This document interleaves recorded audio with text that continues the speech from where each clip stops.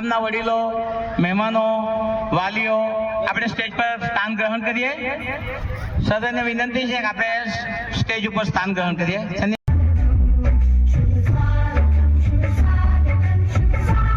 26મી જાન્યુઆરીના રોજ બિલપુડી પ્રાથમિક શાળા ખાતે વાર્ષિક સાંસ્કૃતિક કાર્યક્રમ યોજવામાં આવ્યો હતો, જ્યાં ધરમપુર મામલતદારે પણ હાજરી આપી હતી।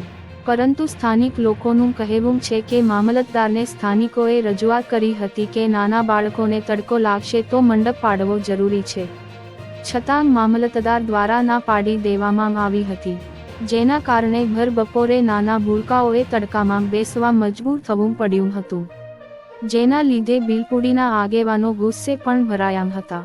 વધુમાં એમણે જણાવ્યું હતું કે મામલતદાર સાહેબને બાળકોની ક્યાં ફિકર હતી, તેઓ તો જાણે લગ્ન પ્રસંગમાં આવ્યા હોય એમ ફોટો પડાવી રહ્યા હતા।